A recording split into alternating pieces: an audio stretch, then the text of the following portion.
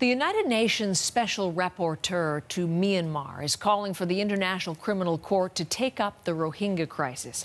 She says Myanmar's military leadership is, in her words, unable and unwilling to conduct its own investigation into the brutal Rohingya crackdown, what the UN has already called a genocide. Myanmar has denied such accusations. The government even organized a media tour last month to show its progress, and our CBC News team was there. Nahlah, chief among them, and this week on The National, she's bringing us special coverage from that tour. Here's a preview. As the acknowledged site of a massacre, the village of Indin seemed a peculiar place for a first stop. Burned are mostly the Muslim sections, the rest left intact. Not a single Rohingya Muslim resident is left. And they're probably not coming back, says the village administrator. A scene that you'll see in more detail coming up, as I said, tonight on The National. But Nahlah is back from that assignment, and in her home post, the London Bureau this morning, with some time to tell us a little bit about it. Nahlah, so looking forward to the documentary this evening. I'm wondering, first of all, this most recent trip on this story, what struck you most this time?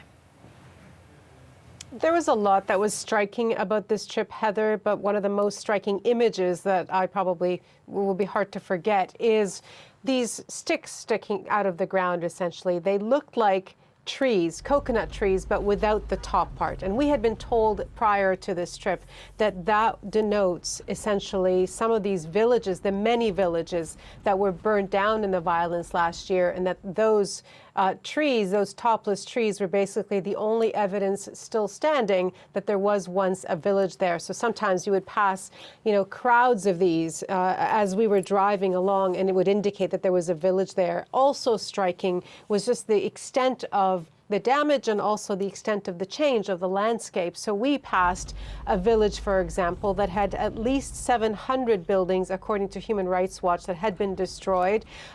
But there's absolutely no evidence that there was a village there. The only reason we knew there was a village there is because we were looking at a mobile map app. Really, all you could see was tree stumps, and the growth of a year, essentially, of grass, and that is all. The other thing that was striking, Heather, is also just how adamant people were in this region that there had not been anything that looks like ethnic cleansing or genocide that happened in their midst. And yet so many died, and as you've told us before, so many fled, some 700,000 fleeing to various refugee camps.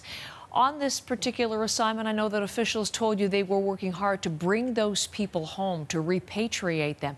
Is that true? Is it actually happening?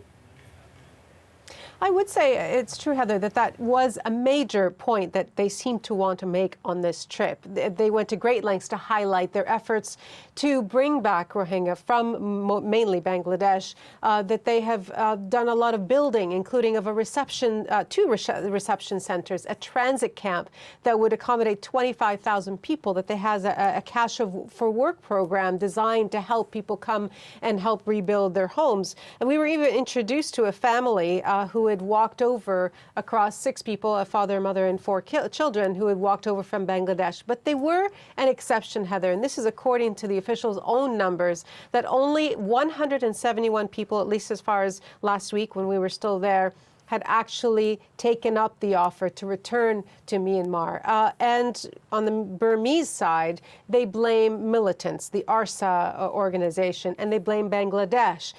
Bangladesh says that Myanmar isn't serious about taking people back, and the refugees themselves say it's not safe, and they're not coming back to any change in a very major lack of rights that they have there. No citizenship, no rights of movement, and limited rights to education. So that, they say, is the reason they haven't come back.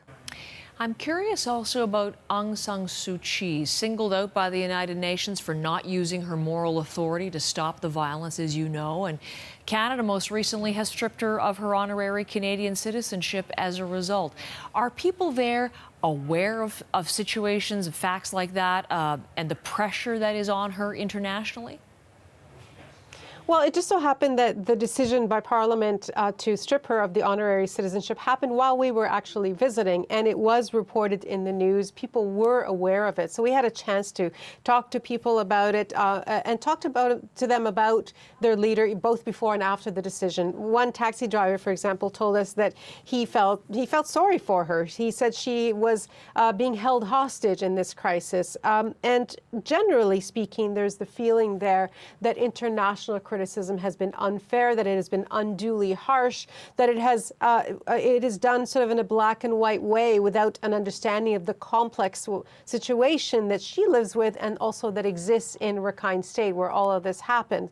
That she can't be seen to be taking sides in a country where people actually, many people, most people believe that Rohingya don't belong there despite the fact that they've been there for many generations. However, we did speak to some people who said that while they do acknowledge those challenges are real for Aung San Suu Kyi, it does not excuse her inaction.